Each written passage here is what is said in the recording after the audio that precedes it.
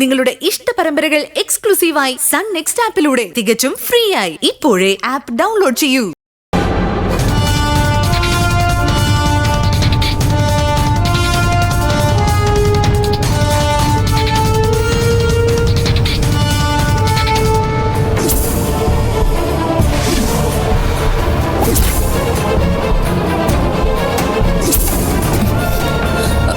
ആ AC ഒന്ന് കുറച്ച് കൂട്ടിയിട. ശരി മാഡം.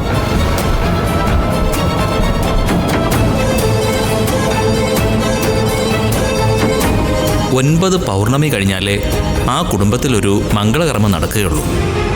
താലി താഴെ വീണ സമയത്ത് ഒരു കിടാവിൻ്റെ കരച്ചിൽ ഞാൻ കേട്ടതാണല്ലോ. നിശ്ചയമായും നിമിത്തങ്ങളനുസരിച്ച് കാര്യങ്ങൾ നടക്കും. ഗർഭിണിയായെങ്കിലും ഇല്ലെങ്കിലും ഇനി നിങ്ങളുടെ കുടുംബത്തിൽ ഒരു വിവാഹം നടക്കണമെങ്കിൽ ഒരു കുഞ്ഞ് പിറക്കണം. ആ കുഞ്ഞിൻ്റെ ജനനത്തോടെ മാത്രമേ നിങ്ങളുടെ കുടുംബത്തിലെ സകല പ്രശ്നങ്ങളും അവസാനിക്കുകയുള്ളൂ.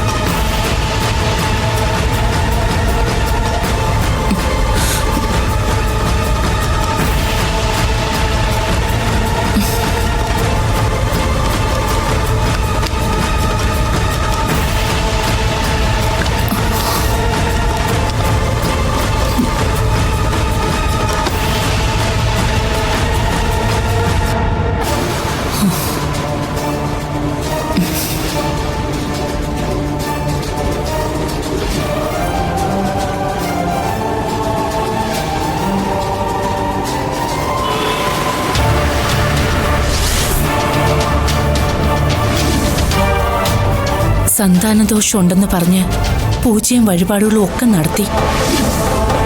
എന്റെ ദേവി, ഇപ്പോ സന്താനത്തിന്റെ വരവ് കൊണ്ടേ കല്യാണം നടക്കുമെന്ന് പറഞ്ഞ എന്ത് കാരണം കൊണ്ടാവും കല്യാണം മുടങ്ങുന്നത്?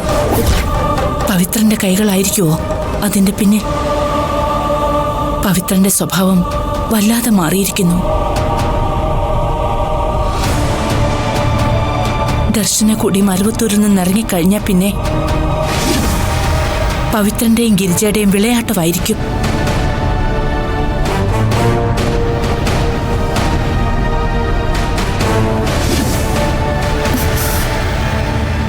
ദർശനെ എങ്ങനെയെങ്കിലും പിടിച്ചു നിർത്തിയേ പറ്റൂ. രൂപേഷിനെ എങ്ങനെ ഇതൊക്കെയൊന്ന് പറഞ്ഞ് മനസ്സിലാക്കുക?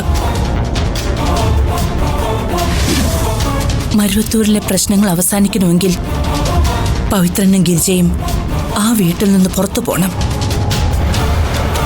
അവരാണ് എല്ലാ പ്രശ്നങ്ങൾക്കും പിന്നിൽ. എന്തു ചെയ്യും? എന്നെ പവിത്രൻ ആളെ വിട്ട് കൊല്ലാൻ നോക്കിയെന്ന് ആരോടെങ്കിലും പറയാൻ പറ്റുമോ? അതുമല്ല, അതിൻ്റെയൊക്കെ മധ്യത്തിലാ ദർശനയുമായിട്ടുള്ള രൂപേഷിനെ പിണക്കം. അതെങ്കിലും ഒന്ന് സോൾവ് ആയാൽ മതിയായിരുന്നു.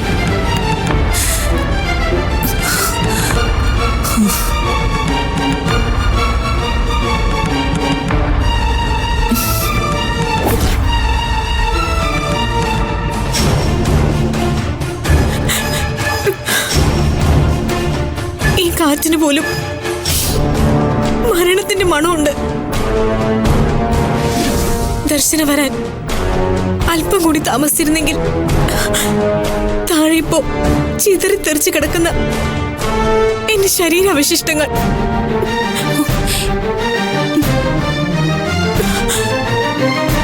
എന്റെ മുഖം പോലും ഒരുപക്ഷെ തിരിച്ചറിയാനാവാതെ വികൃതമായി പോവുമായിരുന്നു.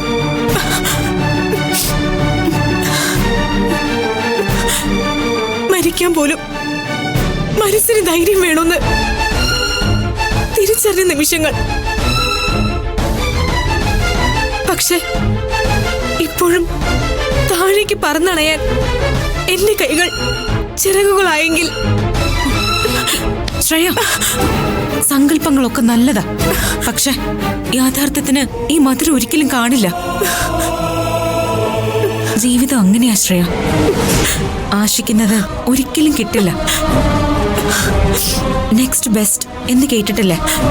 പക്ഷെ ഇവിടെ നിന്നെ കാത്തിരിക്കുന്നത് നീ ആശിച്ച ജീവിതം തന്നെയാ. ഒരു പക്ഷേ നീ സ്വപ്നം കണ്ടതിനേക്കാൾ നിഖിൽ സ്വപ്നം കണ്ടിട്ടുണ്ടാവും. അവൻ എത്ര തവണ നിന്നോട് കെഞ്ചി പറഞ്ഞു. എല്ലാം കൈ തട്ടി തെറിപ്പിച്ചത് നീ തന്നെയല്ലേ? അവൻ ഇപ്പോഴും അവസാന നിമിഷം നീ അത് തിരിച്ചറിയുമെന്ന് കാത്തിരിക്കോ? നിന്റെ ഒരു വാക്കിന് വേണ്ടി ബാംഗ്ലൂരിൽ ഒരു ജീവിതം അവൻ ഒരുക്കി വെച്ച് കാത്തിരിക്കുക. ശ്രേയ, ഇനിയും വൈകിട്ടില്ല. ഒന്ന് നീ ഓർക്കണം, ഇപ്പോഴും നിഖിൽ അറിഞ്ഞിട്ടില്ല നിന്റെ ഉള്ളിൽ അവന്റെ സ്വപ്നങ്ങൾ തുടിച്ചു തുടങ്ങിയെന്ന്. ഒന്ന് നീ ആലോചിച്ചിട്ടുണ്ടോ? എന്നെ പോലെ ലക്ഷക്കണക്കിന് സ്ത്രീകൾ ഇങ്ങനെ ഒരു ജീവന്റെ തുടിപ്പ് കാണാൻ കാത്തിരിക്കുന്നു. ഒരിക്കലും ഒരമ്മയാവാൻ കഴിയാതെ എത്ര സ്ത്രീകൾ കണ്ണീരോട്. ഒരർത്ഥത്തിൽ നീ ഭാഗ്യവതിയാ. ഇപ്പോഴും നിഖിൽ നിന്നെ തള്ളി പറഞ്ഞിട്ടില്ല. നിനക്ക് നന്നായിട്ടറിയാം, അന്ന് ആ മുറിയില് മണിയറ ഒരുക്കി നിന്നെയാ നിഖിൽ കാത്തിരുന്നത്. അവിടെയും നിന്നെ മുറിയിൽ അടച്ചിട്ടിട്ട് വീണ തെറ്റിദ്ധരിച്ച് നിഖിലിന്റെ മുറിയിലേക്ക് കയറിപ്പോയപ്പോ അതൊരു കെണിയാക്കി മാറ്റി എല്ലാവരെയും വിളിച്ചു കൂട്ടിയത് നിന്റെ അമ്മയാ. അവനത് വിളിച്ചു പറയാമായിരുന്നു, നിന്നെ നാണം കെടുത്താമായിരുന്നു. പക്ഷെ അവനത് ചെയ്തില്ല.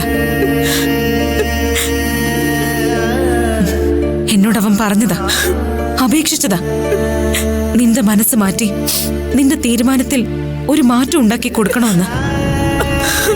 ഞാനും നിന്നോട് പറഞ്ഞു, നിന്റെ ഉള്ളിൽ നുരഞ്ഞു പൊന്തി അഹങ്കാരമായിരുന്നു. അതൊരിക്കലും നിന്റെ അച്ഛനോടുള്ള സ്നേഹമായിരുന്നില്ല. എനിക്കത് ഉറപ്പിച്ച് പറയാൻ പറ്റും. അത്രയ്ക്ക് നീ നിഖിലിനെ സ്നേഹിച്ചിട്ടുണ്ട്. നീ ക്ഷേത്രത്തിൽ വെച്ച് പരിപാവനമായ താലി ഏറ്റുവാങ്ങുന്ന വീഡിയോ കണ്ടാൽ അറിയാം.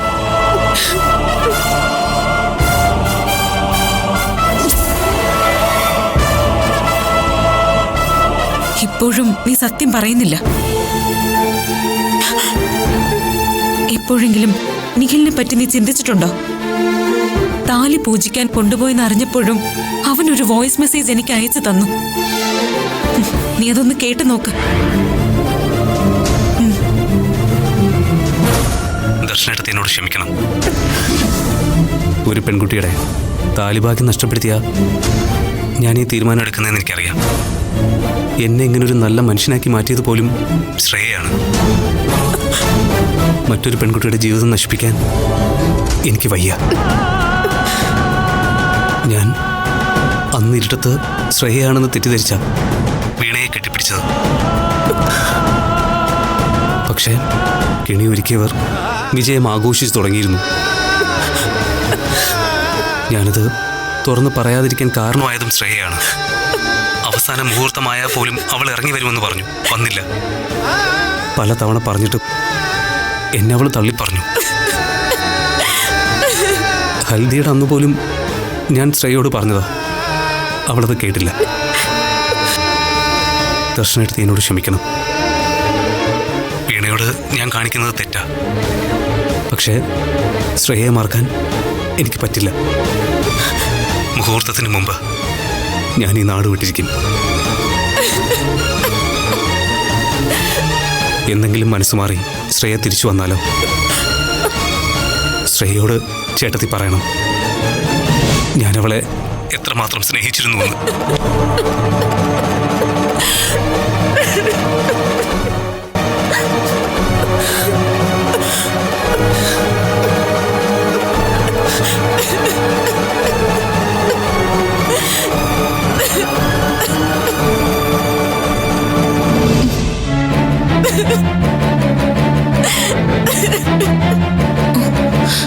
ശ്രേയ,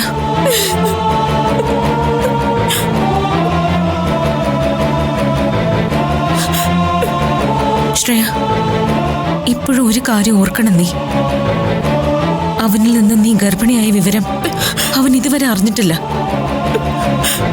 ഇനി നീ പറയ, നിഖിലിന്റെ സ്നേഹം നിനക്ക് തള്ളിക്കളയാൻ പറ്റുമോ?